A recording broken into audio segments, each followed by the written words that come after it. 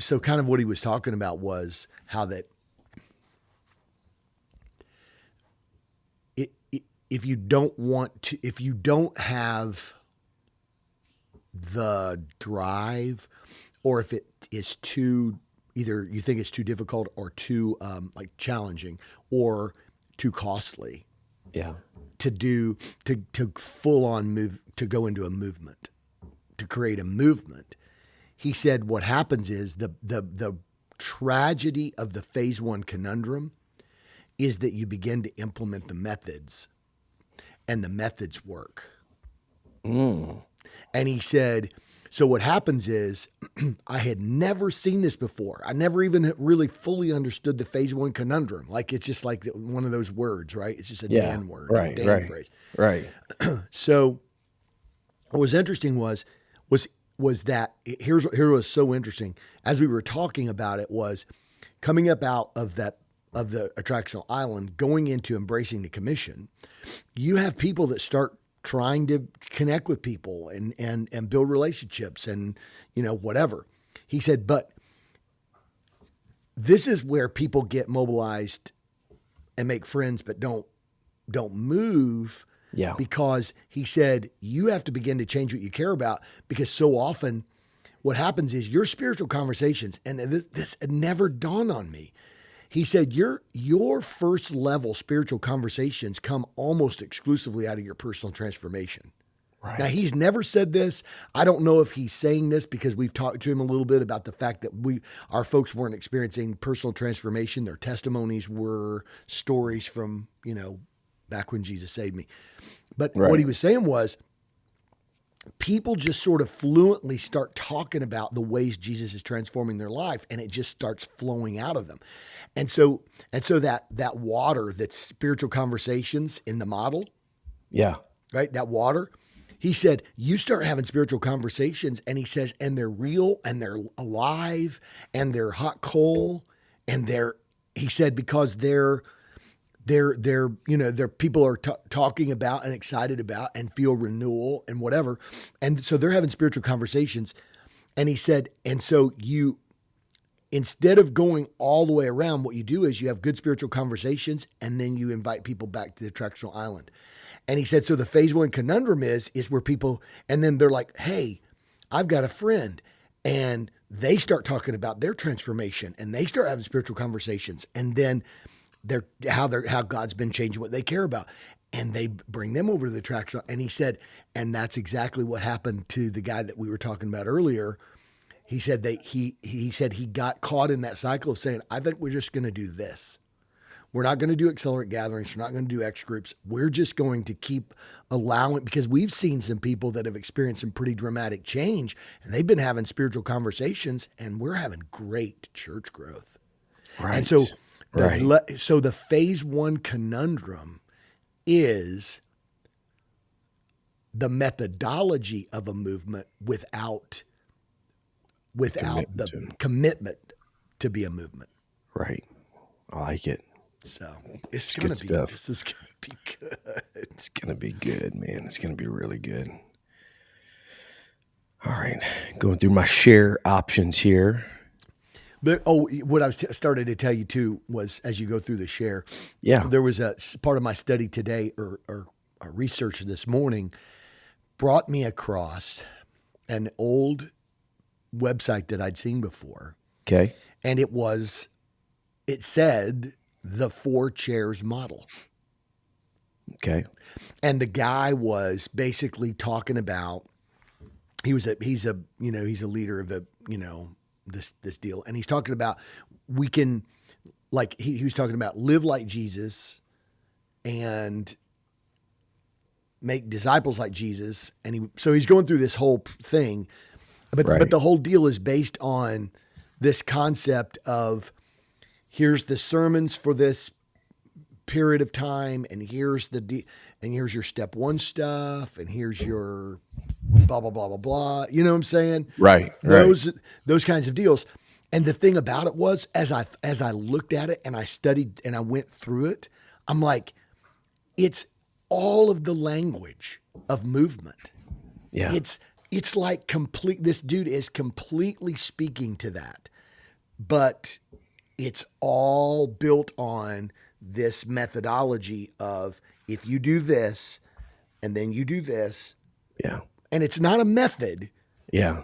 Don't give too much away. I'm sorry. Don't give too much away, man. I'm You're sorry. dropping bombs. It's only 10:11. We're not even I know, my bad. totally into it yet. Sorry. So yeah, we're we finished populating this stuff real quick here, and then we ready to rock and roll. You got a question in the comments about the Raptor. John Hum, I want to know about their new Raptor. Let me see. Where was it at? Where did it show up? It's in the Restream chat, is what I see, where I see it. No. I'm saying, where do I see the Raptor at? Oh, I don't know. Oh, okay. I see it. Oh. You didn't know it? Stop. That's got to be a spoof, bro.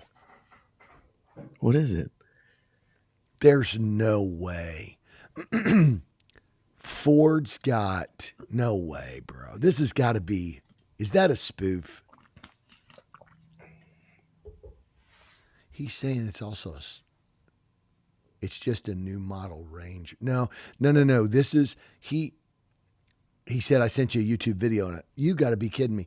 It says Ford. It says very gay Raptor redefining tough. Ford's very gay Raptor redefines tough for a new generation. Stop it. It's a rainbow wrap. No way. I mean, it makes sense why they would do it off of a doggone Ranger. The little. That is awesome. No, don't play it. No, don't play it. No, I'm going to mute you. I'm going to mute you. It's awesome. Oh, man, that is awesome. Hey, I saw before you start here, I saw Pastor Jeffrey Glick on here. I'll talk about that.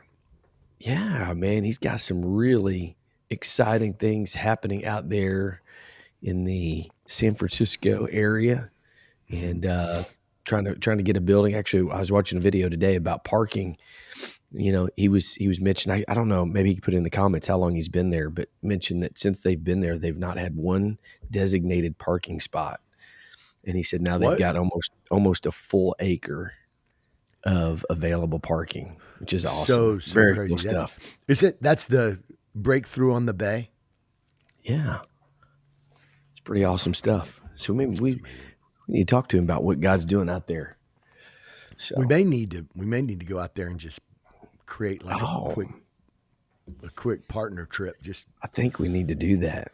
I'm feeling that in the Holy Ghost for sure. What a promo miracle on the bay. Okay, I said breakthrough on the bay. Yeah, we need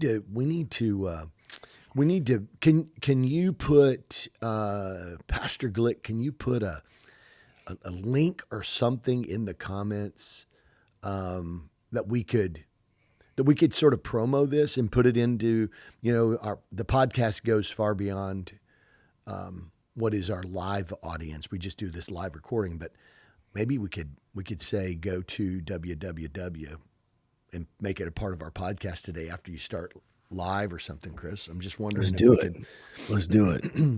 Let's do it. All right. And there's a place, I believe there's a place to give and all that kind of good stuff. So we definitely want to help with that. Good.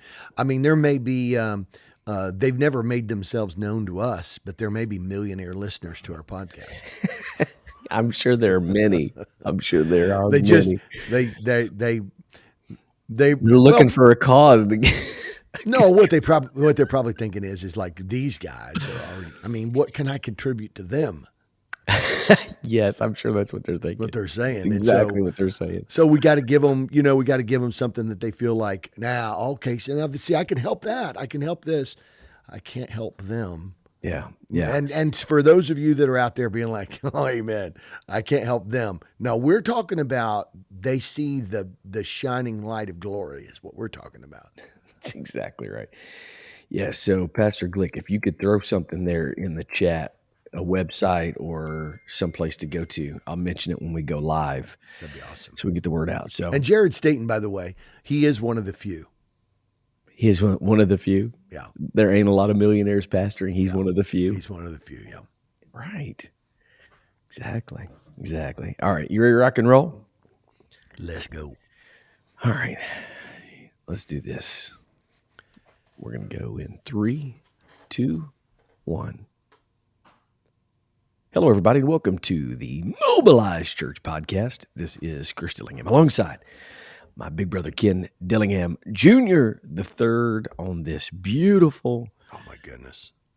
My goodness. It's beautiful weather, beautiful Tuesday. Gee whiz. Right? Everybody's moving to Ohio right now. Everybody's moving to Ohio today, on a day like today. Is that what's happening? Everybody's Except moving. I've got my window open in my office. You know what? I don't even care. If there are sounds that come through on the podcast, we're just giving you a fair warning. I don't know. There may be a random blue jay or crow screeching outside my window. There might be who knows? There may be a kid skinning his knee. Jay. Yeah, a random blue jay. Well, you know why I'm thinking of random blue jays. Here's the deal.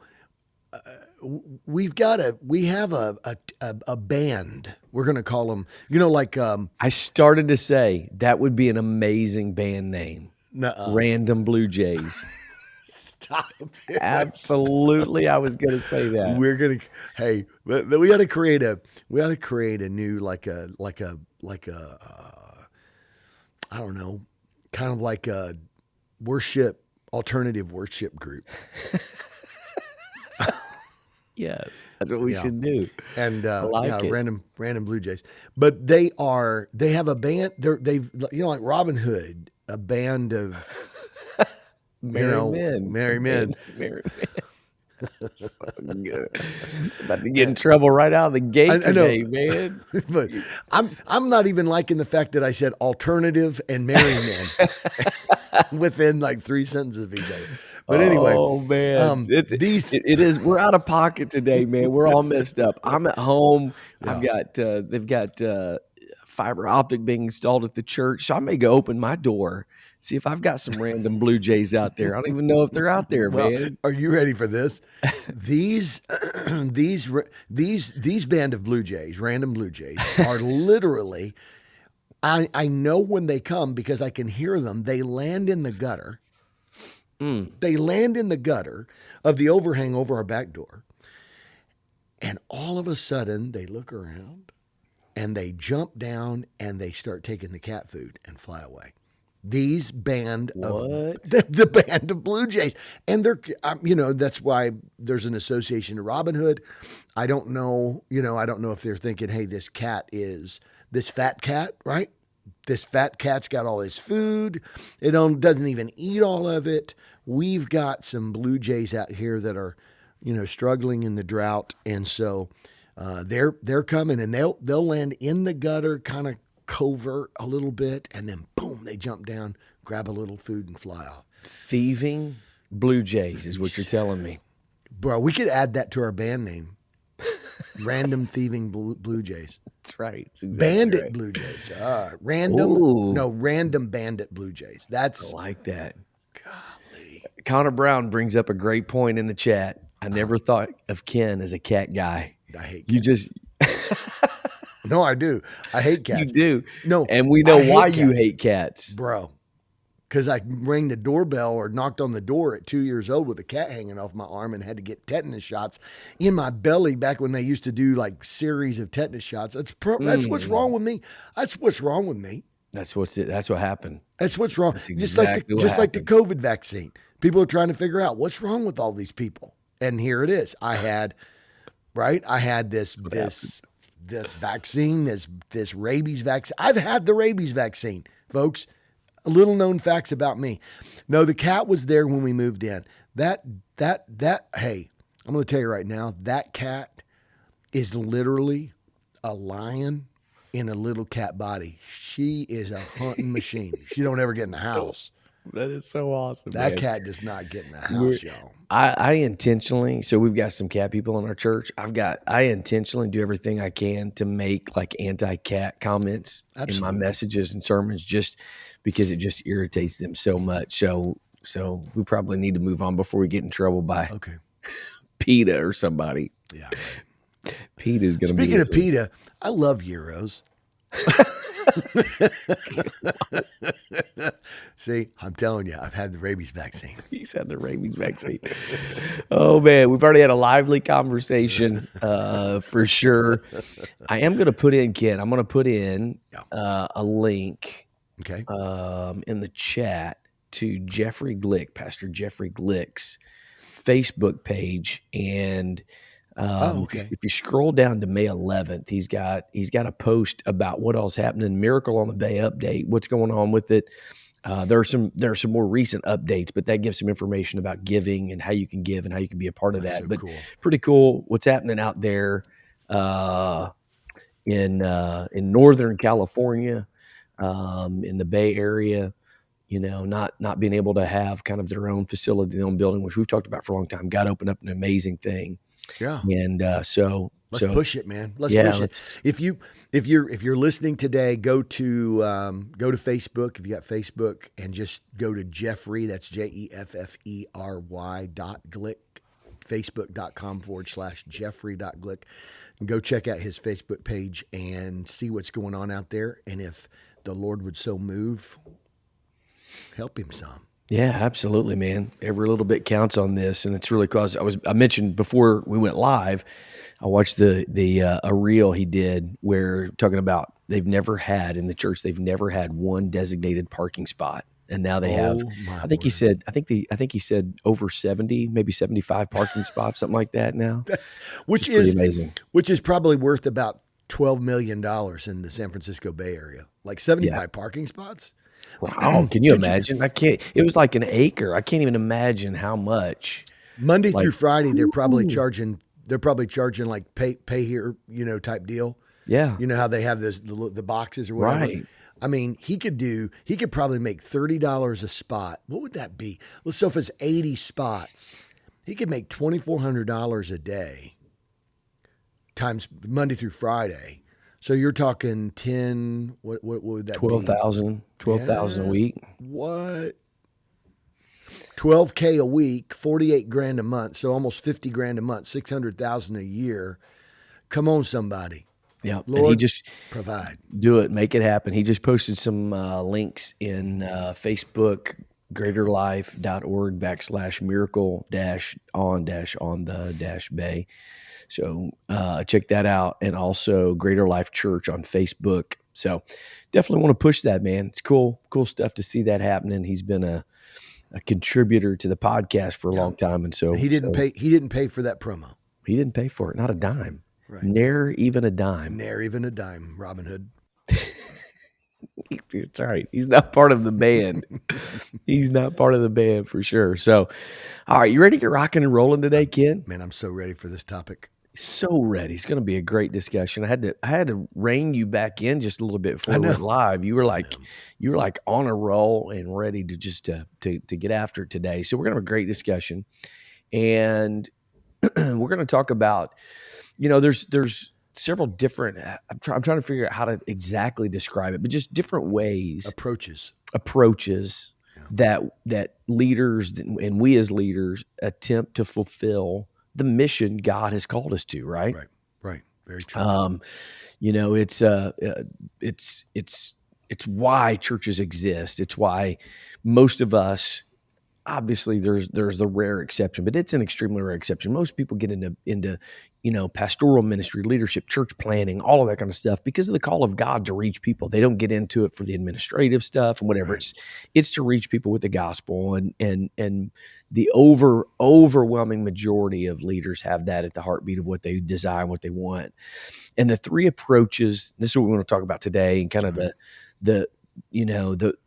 is there a preferred approach? Is there a more effective approach? Whatever. Right.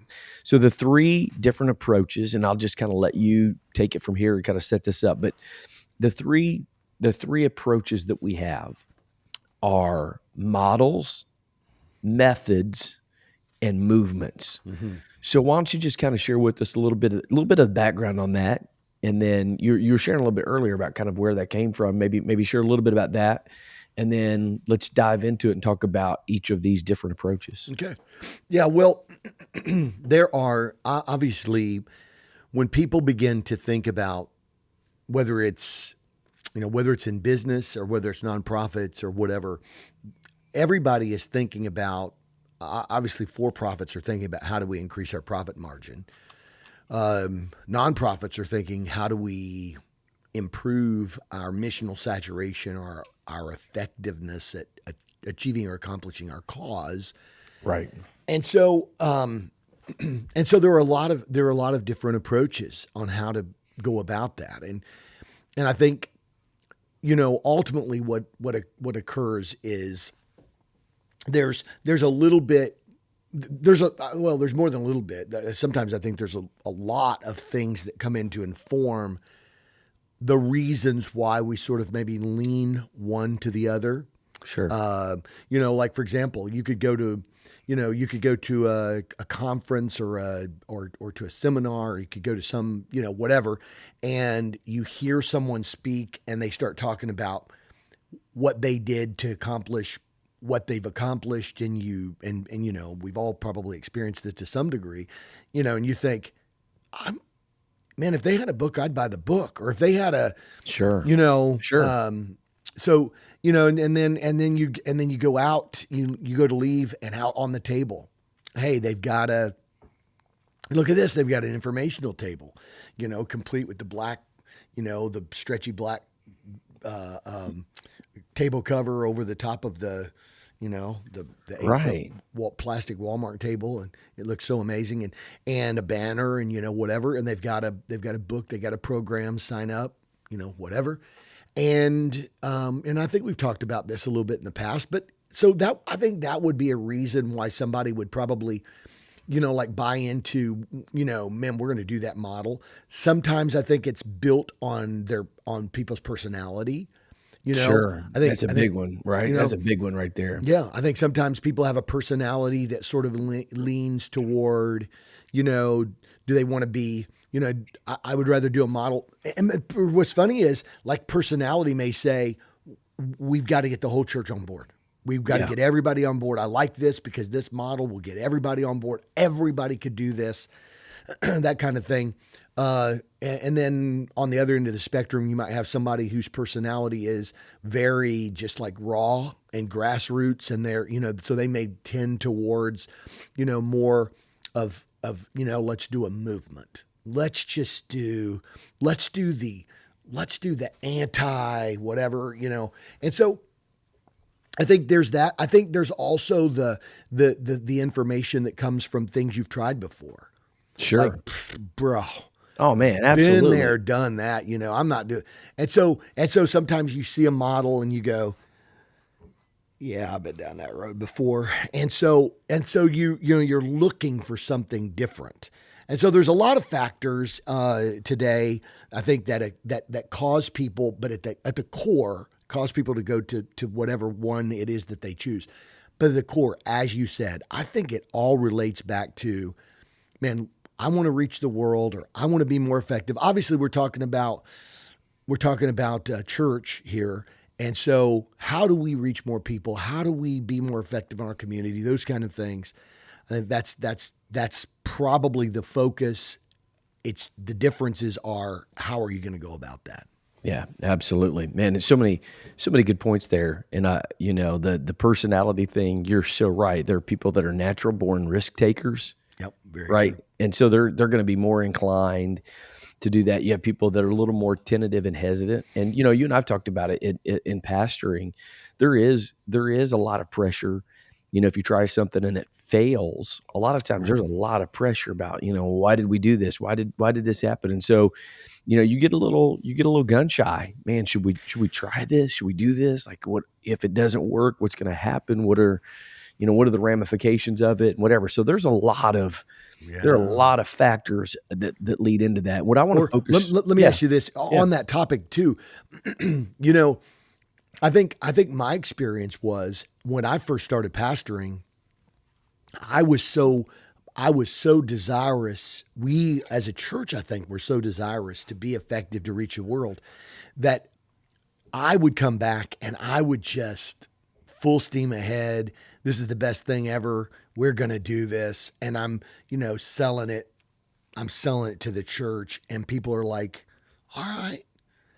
And at the time, I didn't understand that the reason, and I'll just tease this little, I didn't understand that the reason why, it wasn't going to work was because, man, you can have models without culture. Yeah. And people just don't do it. They don't do it on their own private time because it's just not them. Right. They'll do it for a season because you've asked them to do it. And you put so much fuel in it. Sure. And it's easy. The other day I was listening to I was sitting on our back deck, and just a few miles from our house it's called Killcare Speedway. Were you listening to the random Blue Jays? They were stealing cat food, and I was in the distance. I could hear drag cars, like top fuel, and I mean, it's like, and I mean, and I looked at my wife and I'm like, I want to go. Right. Because you just get to hear like these, Yeah.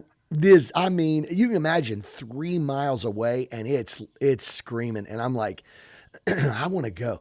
And so, there's something about lots of fuel, lots of energy, fast squealing tires.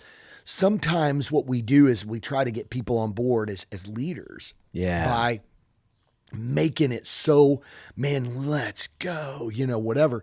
And the problem is you've only got so many credibility dollars. In other words, people who haven't seen your vision yet will get on board with your excitement because they're like, we believe in you.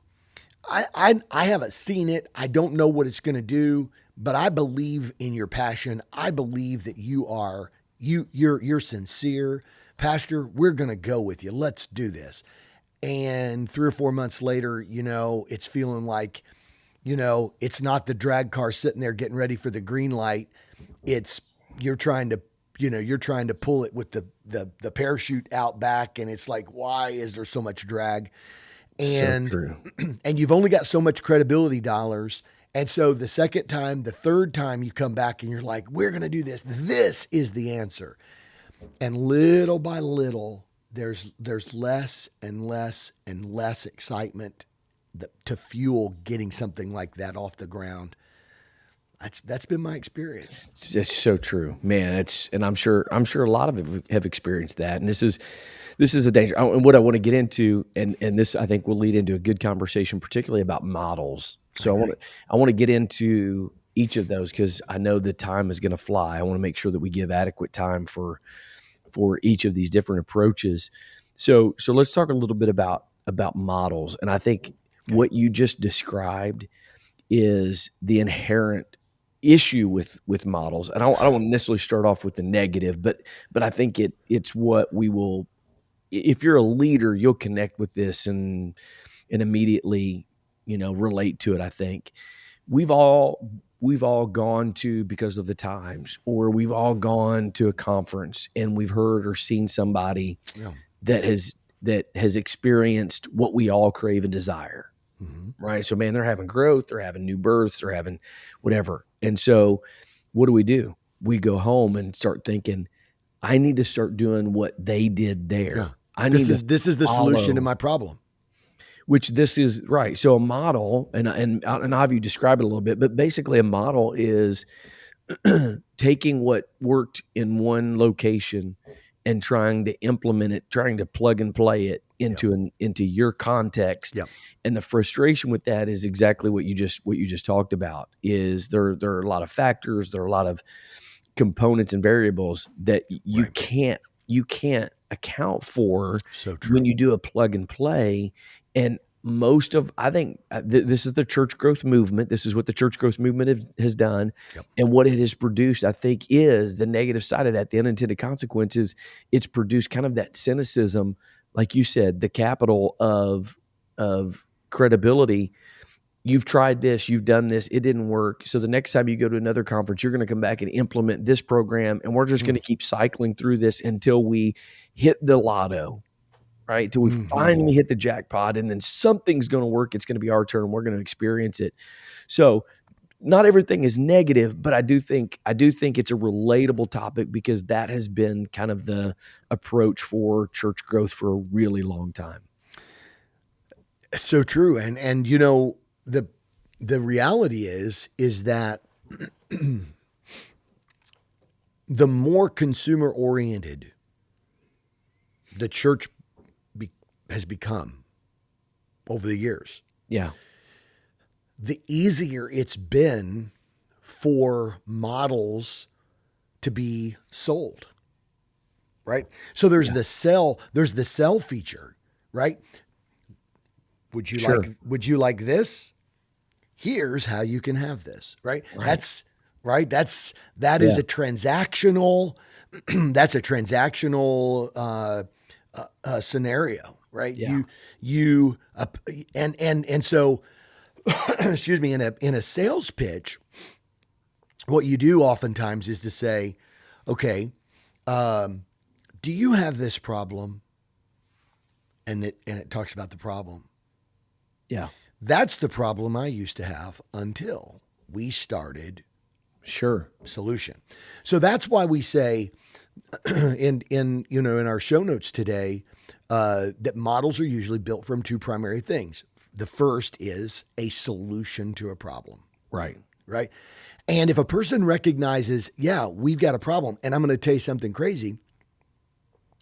Part of my research for today's podcast, I found a website. I can't remember if it was Pew Research or whatever, but it was a study, the end of 2022, what are pastors facing in 2023? Okay. And 63% of pastors said that their number one challenge is how to make disciples or how to do the mission. 63%. So here's the deal.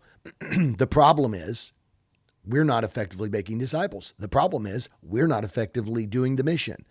Man. So all of a sudden somebody comes along and says, your solution is, okay. So so models are built off of two primary things, a solution to a problem or an observation of success. Yeah.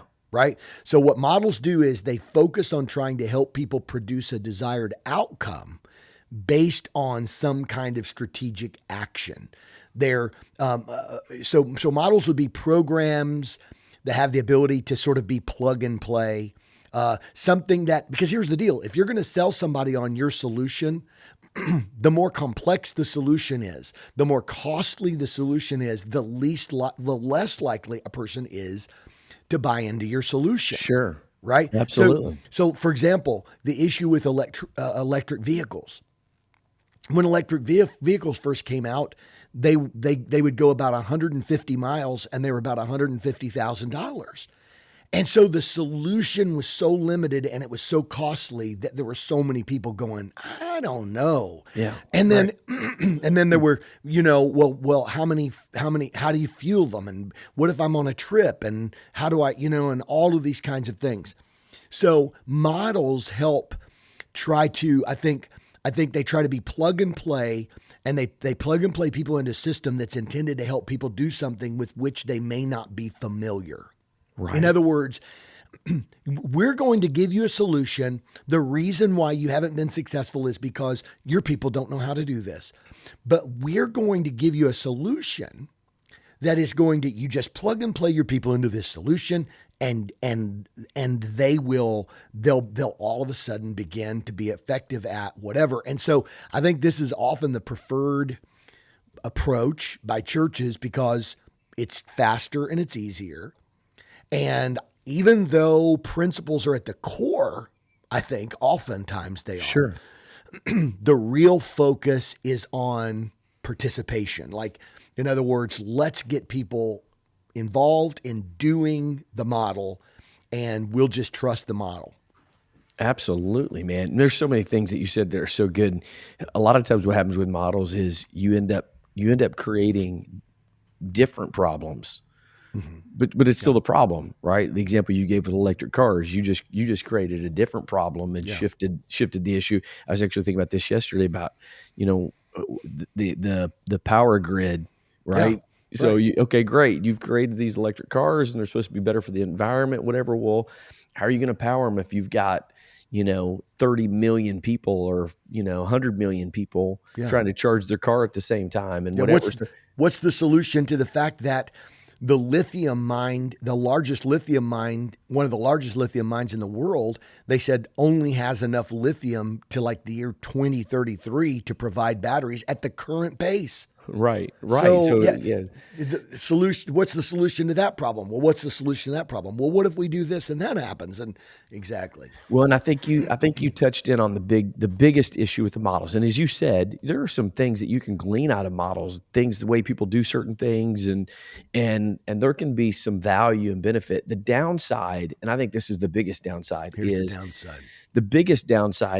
that it doesn't actually change the culture or the belief, kind of it's simply we're going to do this behavior because if we do this behavior, then it's going to give us this outcome. And the problem is with anything, I don't care what the model is, there's no fail-safe model. There's no model that's 100%. I don't care what the model is or who's doing it or who's promoting it. There's going to be challenges. There's going to be difficulties. As leaders, you're going to run into things that, it's not in the book that they gave you. Right? Again, you have variables, you have different things in your culture that maybe they didn't experience. And so the problem is, and this is, again, using my own personal experience, when you run into those situations, what do we typically end up doing? We revert back to who we really are. Right? Bro, I'm writing it down right here. Yeah. So when you run into those problems because you haven't changed the culture, you haven't changed the belief, you haven't changed the value, then when you run into trouble, you go back to what you were, and then you face what you said, the credibility issue with like, see, that didn't work. So the next time you present, you've got something from God. And bro, we've seen this with discipleship, That's right? exactly So like right. you just said, people have identified what's our biggest problem, what's our biggest issue, not knowing how to make disciples. Okay, we've seen when it, especially when discipleship was kind of at its peak, everybody was talking about, oh man, we got to get back to discipleship, and there were people doing conferences, and there were people promoting things and whatever, and I believe at the heart of it there was a good idea, Well intentioned, right? very well intentioned, but it wasn't interwoven. Can I say that? Interwoven Yeah. into the fabric of who they are, Very true. and so it'll pass. Models will pass. We've seen it over and over and over and over again because it doesn't change the culture, doesn't change the belief. So the question based on what you just said, I think the question that I would ask if someone was trying to sell me on a model, right? And, and the thing about it is a lot of times, again, models are neat and clean. Models are, models are oftentimes very well packaged. A lot of times models even have conferences that travel, like they'll have the such and such conference is going to be coming to your area. You know what I'm saying? And the thing about it is, again, that like you said, they're well intentioned, but I think the question that I would ask for whoever it is, that's the sort of the creator of the model, or whatever you want to say, the architect of the model, is how long did it take for it to become who you are and not just what you do? Yeah. And Right. because Right. here's Right. Right. here's Right. the Right. thing, here's the thing that I think is extremely interesting. If you look at a model, look at, if you look at a model like you're looking at your two hands, okay? Yeah. I think models are the result of something. I think that what happened was, okay, so let's say right over here, I'm You know, I don't know if you can see my pinky wiggling. Those people are like, what is he doing? So for those of you that are listening to the podcast, I've got both of my hands up. My palms are facing out and my thumbs are facing each other. I believe that what happens usually is they start with, we've got a problem. And then there's preaching and there's prayer and there's all of these things that sort of precede the model. In other words, the model is the last thing that happened. The model is like, so how are we going to do this? But all along, most of the time, in the place where it worked, there was all of the recognition of the problem, and then what is the solution going to be? And they're praying and they're getting together and they're all buying into it. And they're like, we've got to become the answer. And then all of a sudden the result is, here's the model that we've put into place. The answer really wasn't the model. The model is basically just the resulting action and who they've become. But here's the problem. But watch this. Here's the problem. When you hand the model off, look at that. Yeah. When you hand the model off, you're handing the model off, and their first interaction with it is the model, not the problem, not the solution. So you go, so they come all the way from over here, they come across, and then they've got this model, then they hand the model off to you. And the problem is that really what didn't ever happen was, you don't really realize that their model didn't create the outcome. The years of producing the model, which was actually embedded in their culture. And so they package it and say, here, now you go do this. This is what we found works. Yeah. Which answers, I think, in a way, maybe you want to elaborate on this just a little bit. My man Carlos from great church in Virginia Beach, New Life, Virginia Beach, awesome dude. Glad to have Carlos with us today. He asked the question and said, are you saying if the culture, beliefs, and values are changed, there's no model needed? But I think you just addressed that, Yep. right? The model ends up being produced just because of, like you said, the values, the cultures, the beliefs. It produces the model of what you do. The model could be the fruit, right? The model could be the fruit of the transformation of the culture. And in that context, your model is a organic, true. It's not like a program. In that sense, the model's a beautiful thing. The problem is when the model's handed off, it becomes artificial because it's not who they are. Yeah. Yeah. So now you have cherry flavored cherries. And I think exactly. And I think his question kind of goes to the conversation we had about chaotic leadership and the chaotic model, right? Right. Which is, we're not advocating for just anarchy and just, there was apostolic structure in the New Testament church. No ifs, ands, or buts about it.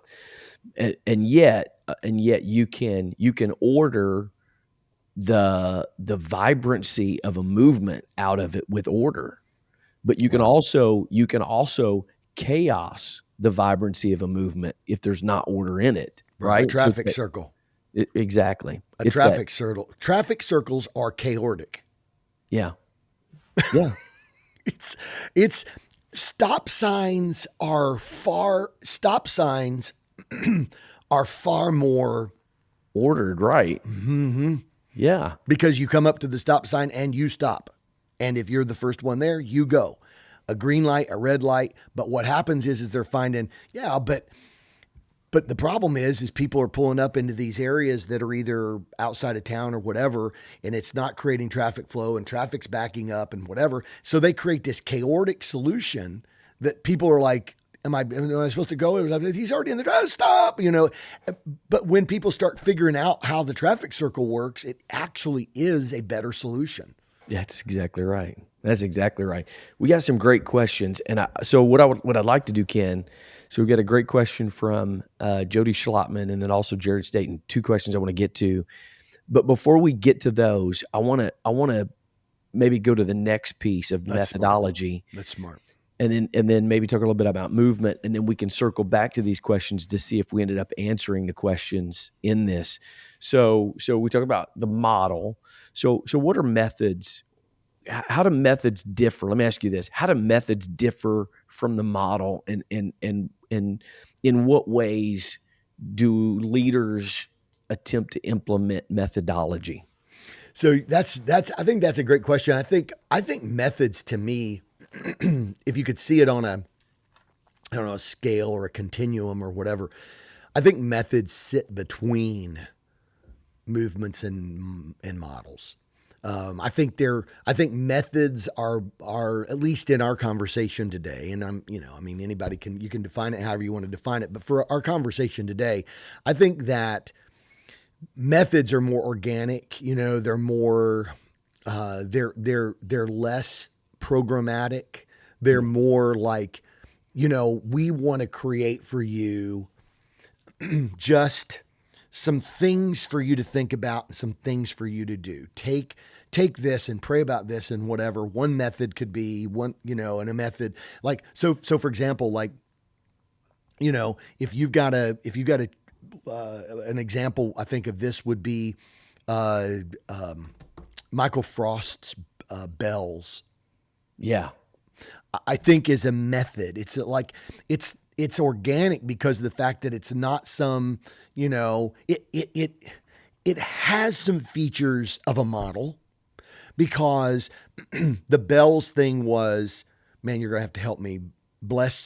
Is it bless 3 people or bless 5 people? Anyway, let's just say, is it 3? I don't know. I think it's 3. Okay. So bless 3 people a week, eat with 3 people a week, listen to the stories of 3 people a week, learn something. Yeah, 3. It's 3. Okay. Be a learner, and then see yourself as a sent one. Right. Okay. All of those things. So here's the deal. Though it has a little bit of a feeling of a model, and it could be that it becomes sterile like a model. If people don't have all of the core characteristics of what would make it a movement, which is that organic, personal, like they've captured the vision, they've captured the burden, etc. If it's still just let's try this, it'll just be a model.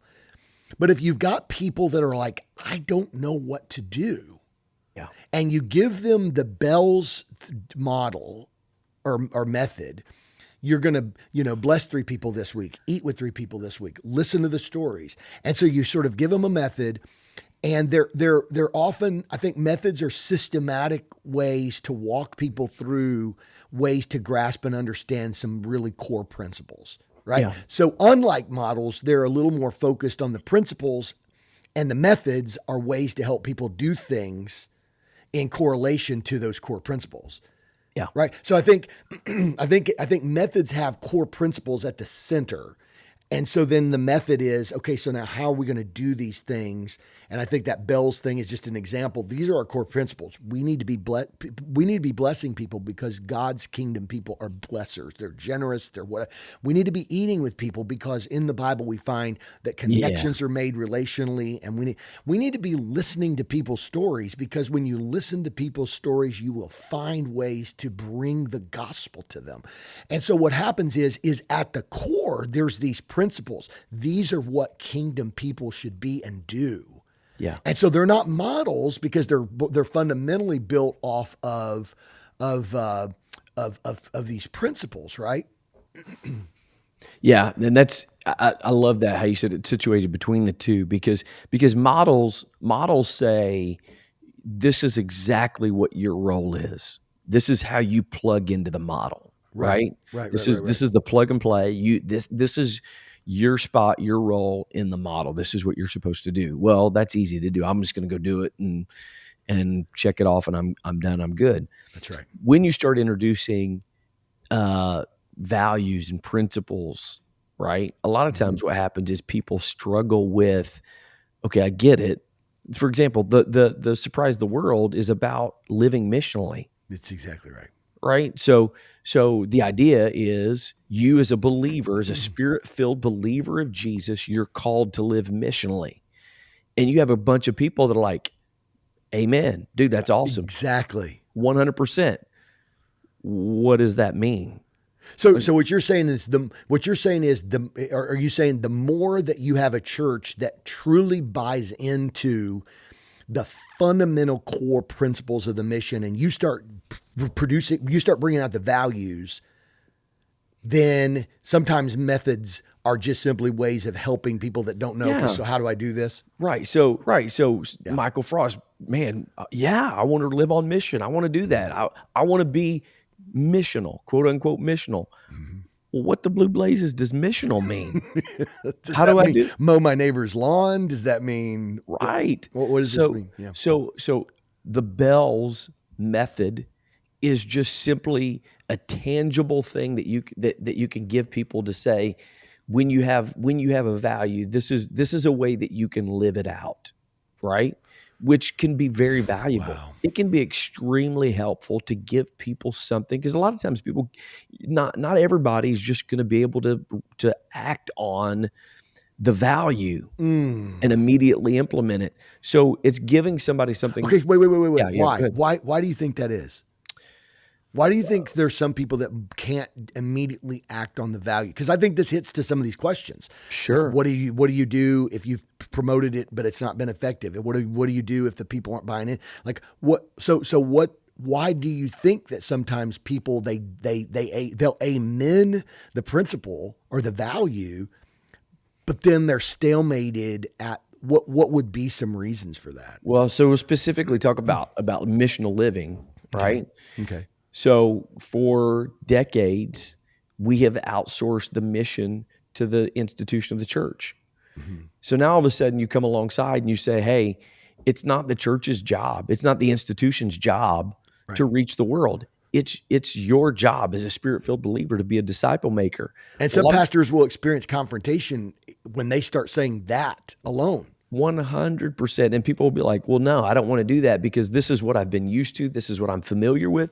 The truth is most people in our world are not visionary people. Most people, they seek out security. They seek out safety. What makes my life the most pleasant to live and whatever. And now you come alongside and you're like, well, we want you to do this. We want you to put yourself out. We want you to sacrifice. We want you to alter your schedules. We want you to alter your priorities. And people are like, whoa, wait a minute. I don't know about all that.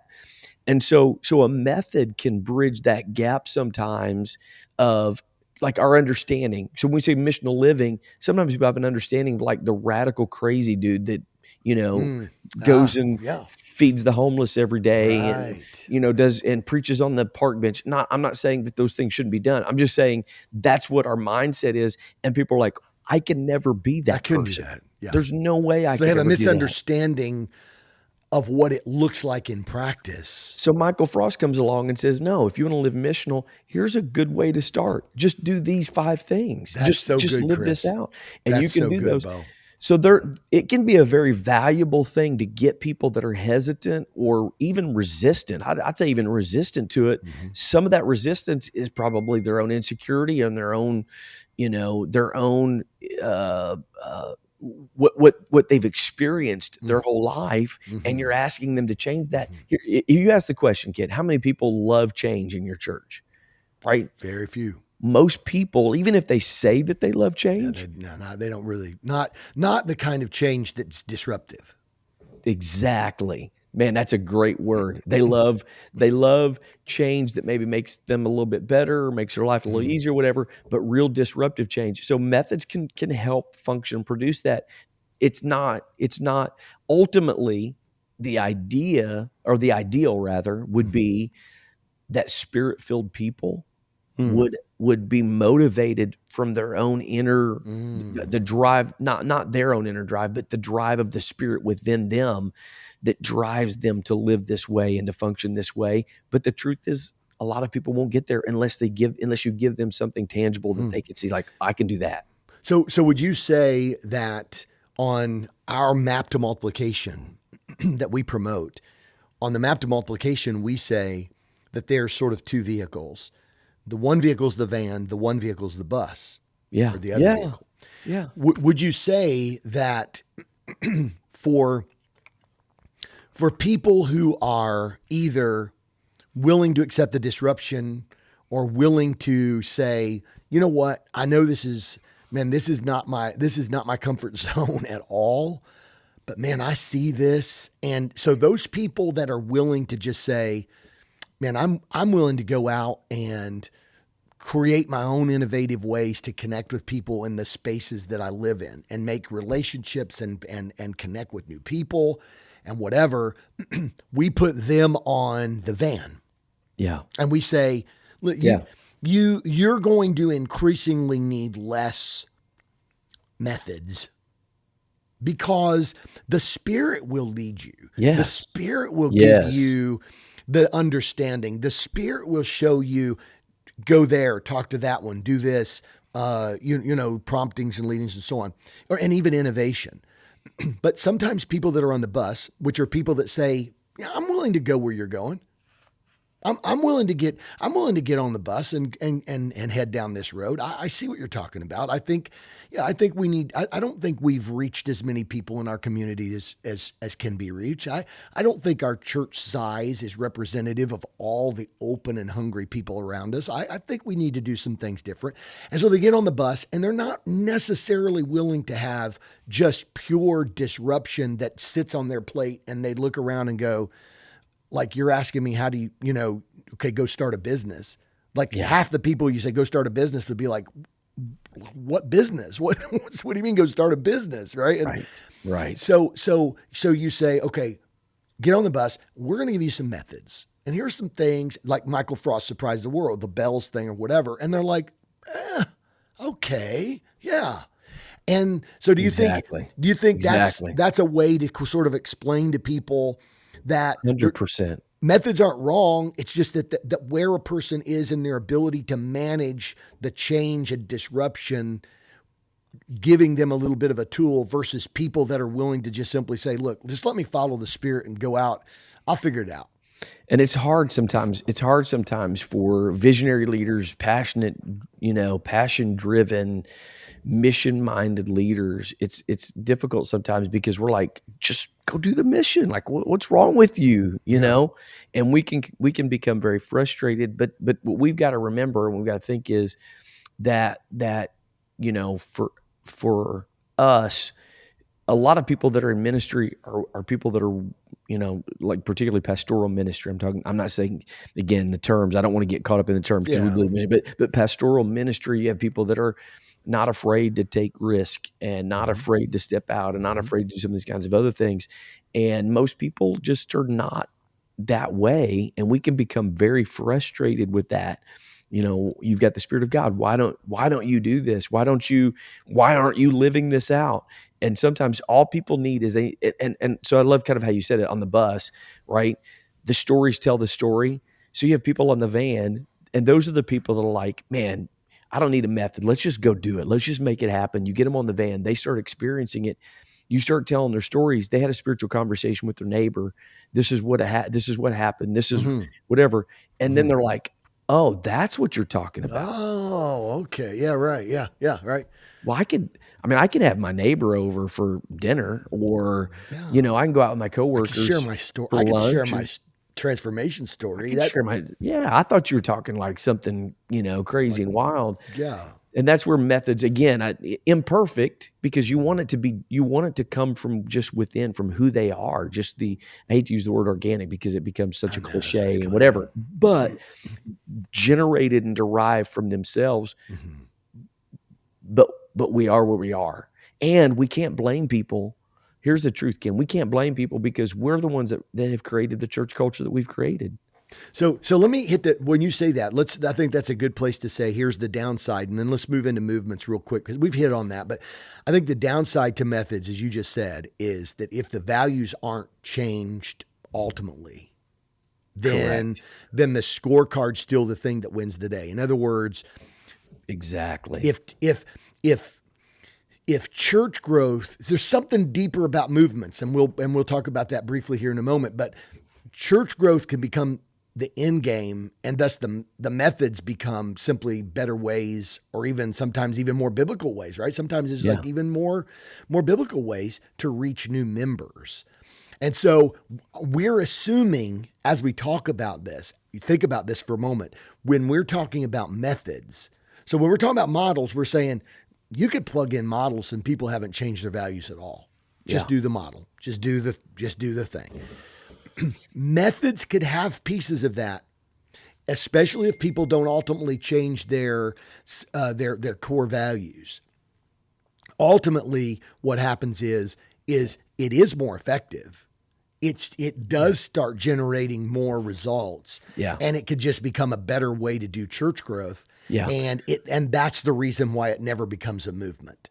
Yeah. Jay Jones comment, methods are like parables. It's just an expression of a deeper principle, right? So good. Which is that's exactly right. It's just So the good. expression. So do you want to tackle movements? Fast. Let's go fast. Hit it. So movements are both the most effective and the most difficult to achieve. 100%. Right? Absolutely. This is why most people don't ever get there. So the core of a movement is a passion for a cause that prompts people in the movement to become the answer. Yeah. I think that's the core. It's not, I'm going to do, so if you notice, models are doing. It's not maybe what they are. So remember we asked the question, how long did it take, for that church that has the model, and you go, yeah, but that model is effective. It was effective for them. They had that model produced some really amazing results. True, but the point is, the model is just something that they produced at the end. They actually packaged it and said, they've refined it and distilled it and whatever. And their model is basically, these are the things that were the fruit and the outcomes of the culture we became. Yeah. And so on a movement, the core of a movement is a passion for a cause that prompts people to become the answer. So it requires these core shifts in both desired outcomes and in values, right? So at the end of the day, movements are, essentially when people begin to say, I'm willing to own this. I'm willing to let's do whatever it takes. And it becomes extremely oriented toward like a whole new set of values. It's not stuff that we're doing. It's who we've become. That's the big key, Ken, right? Models and methods are about the doing piece. It's about do it this way. And there is some, like for methods, there is some acceptance of a value, but it's still the premise is focused on the doing. A real movement has to come down to the fact of we are going to change our values, what we value, what is that rooted in, and that is such a critical piece in this. And so as you can implement a model and get people to do certain things. You can give them some methods and people will do certain things. But when you get people believing that this is the Jesus way, this is God's purpose and God's plan. Now it doesn't require hype sessions. It doesn't require, it doesn't, I can't, I'm not saying that you can just kind of take your hands off and we're all good now. But when it becomes what you believe and who you are, exactly what you said, now it just naturally begins to happen. Good. There's guidance, there's coaching, there's direction that needs to happen. So the question becomes this, Ken, and it kind of goes back to Jody Schlotman's question way back when, is how do you change the culture to be that movement? So good. That's the challenge, right? That is the challenge. Here's the thing I'm thinking as you were talking, I don't care how much they keep promoting that that 3D printed meat is the answer of the future. I'm not buying it. Yeah. Because why? Because it's artificial. It's not real. And I think that the difference between models and movements is that oftentimes models are 3D printed meat. Sure. It's just, and so I think that that question that's asked, what do you do? How does this, how do you do this? I think that what's interesting too, by the way, you said you were talking about movements. Movements wouldn't be movements if they weren't doing something. I mean, there's sure. right. There's actions. Yeah. There are even methods, but I think it's like saying, the apple tree produces an apple because it's an apple tree. It's something that the apple tree is doing, but It doesn't have to sit there and concentrate on produce apples, produce apples, produce apples. right, And our churches are sitting there saying, we got to grow, we got to grow, we got to grow, we got to grow. right. That's evidence that there's something not natural And you within don't us bring with our culture. and you don't bring in a PhD botanist to talk to apple trees about how to right.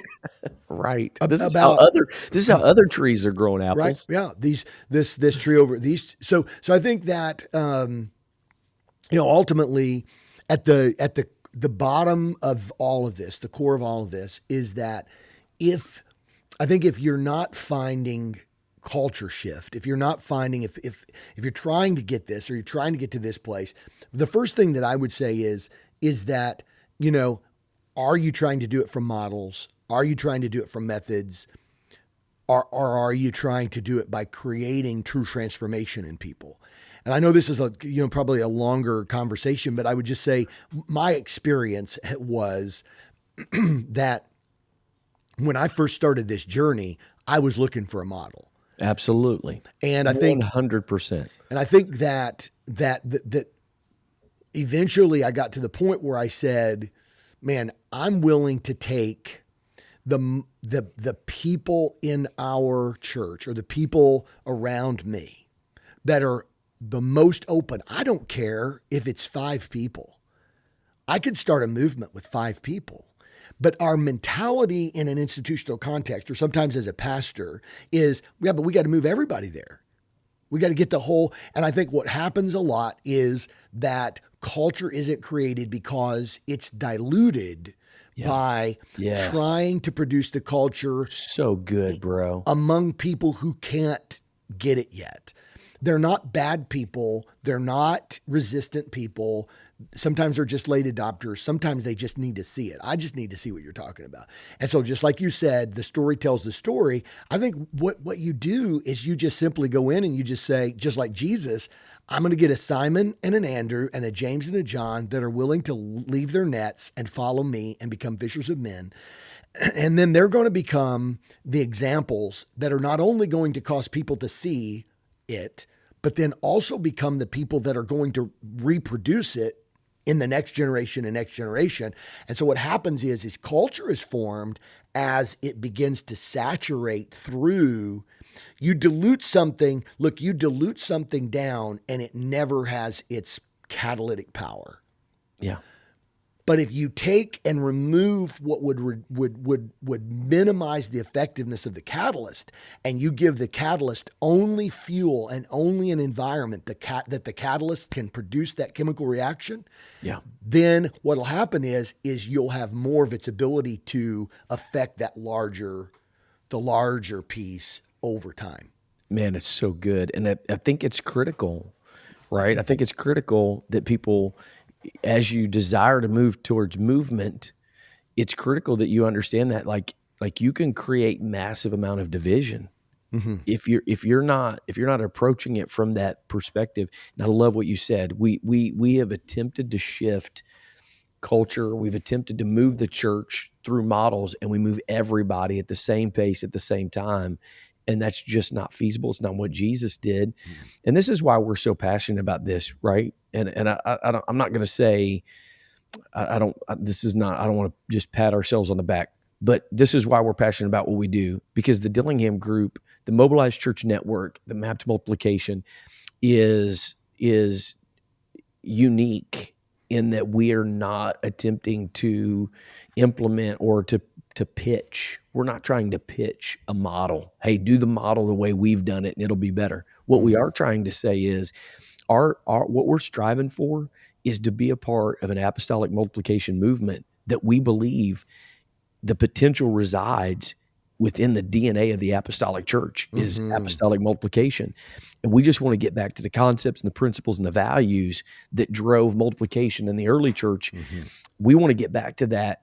And if we'll do those things, So if we'll do those things, it'll naturally start producing what we desire, what we want. So true, Chris. The map to multiplication is our attempt to articulate some methodology about the values that have been produced in us on our journey and on our search, right?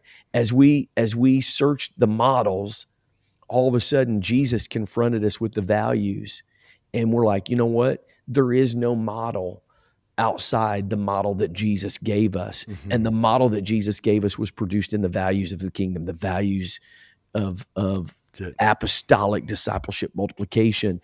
And so that's why I think we're unique. I think we're a unicorn in that we've got a lot of people talking about discipleship. You got a lot of people talking about do it this way and whatever. And what we're saying is, no, if we're going to reach our world, right? What did I hear? We just hit over 8 billion people on the planet or something like that. Yep. If we're going to reach our world, we're going to have to do something different than the way we've done it leading up to this. And that's the movement, and I know it can be scary for a lot of people. It can be, oh man, wildfire and all that kind of stuff.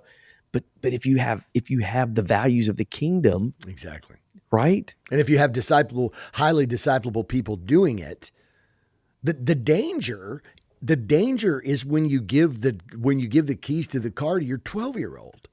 Yeah. When they don't understand, they don't have the ability to value, they're not mature enough. The danger is when you give movement to carnal people, which is why you don't ever start movement with people that are resistant, because they'll kill the movement. Jesus didn't start the movement with Pharisees.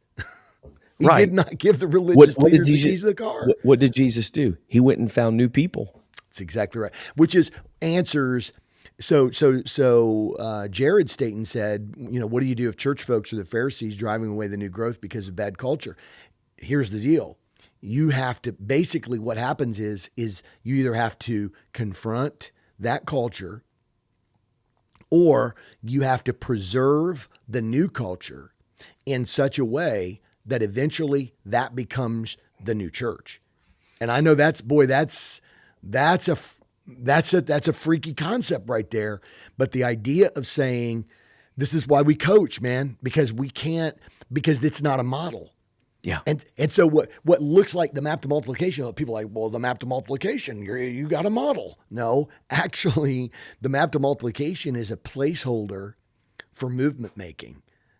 Is all it is. And you can only, bro, absolutely 100%. And you can only move with people that are disciplable. Exactly. If people are not disciplable, then at some point it's our responsibility to bring people to a place of tension, and I think it's identifying what is the resistance, and bringing that place of tension that gives them an opportunity. This is what Jesus did with the rich young ruler. See, right? Chris, here's the cool thing. Jesus is looking for virility. Correct. He's looking for something to be viral. Jesus put up with sterile people. Yeah. He didn't invite them in, but he knew that sterile people, that they're just sterile, right? He knew that they weren't viral. And the beauty about the transformation that can happen through God is that in human nature, sterility is something that is almost irreversible, but in God's kingdom, transformation can actually take sterile people and make them viral. So Jesus allows sterile people to stay off in their corner, and they're listening, and they're eating multiplied fishes and loaves and so on and so forth. And Jesus is like, but I'm going to start the movement with viral people. The only people that Jesus confronted were sterilizers. So if you got sterile people and they're like, I cannot get these people to do this. I don't know. But you know what? But they're going, this is awesome, Pastor. I love this. This is what we've been needing. It's like, okay, when do you want to get on board? Well, I got this, I got that. I'll clap and I'll pay for it. I'll help fund it, but it's not a good season for me, whatever. You know what? They may be sterile. Okay. Right? Eventually the viralness of the movement might get to them, and transformation might cause them to become viral themselves. Who Jesus goes after are sterilizers who are basically trying to sterilize the virility. And Jesus said, no, So good, man. it's not That's happening. so good. So if you've got sterilizers in your culture that are actually trying to literally sterilize what God's trying to produce, which is viral, which is a movement. Movements are viral by nature, and the religious order or the religious system is trying to spray, antibiotic, what a religious antibiotic on. So good. Yeah. Yeah. Man, it's so good. And I think that's it. And I think it's important to distinguish between the two. I really think it's important to distinguish between the two. And how do you know that? You identify them through disciplable spiritual conversations. That's exactly and right. You identify, what is their heart? What are they trying to do? Sometimes the frustration comes just from the fact that they know what they're supposed to be doing, but they don't feel like that they're able to do it for just whatever like you mentioned reason. Earlier. Yeah. Give them the kingdom values. This is what we say. Give them the kingdom values. Watch and see if they're willing to let Jesus change what they care about. They're like, look, I accept it. I just don't know what to do. Then maybe give them a method. Give them the bells deal and say, go do this and see what it looks like and see what and they're, and then coach them along and whatever. And if they're willing to walk down that road, then you can just keep moving with them and watch and cultivate and watch what bubbles to the surface. But if you got people that are trying to sterilize it. Yeah. And if you put enough spiritual tension on people that are sterile, at some point, they're going to have to be confronted with the change and their role, finding out what their role might be is important. That's such a great conversation. I think it'd be good to end. Pastor Jeffrey Glick, I think, sums it up really well. Discipleship at its core necessitates movement, right?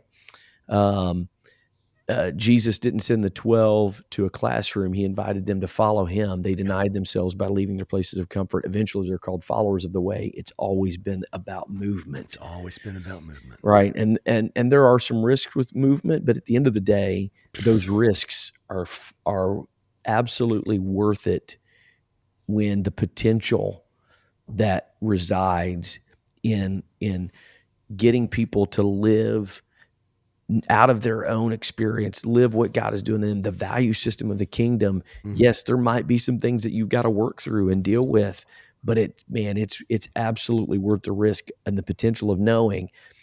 When we found this, bro, okay, personal story. When we found this, I've always been about the mission. Right. From the time we got the Holy Ghost, we've always been about teaching Bible studies, door knocking, like whatever. That's always been.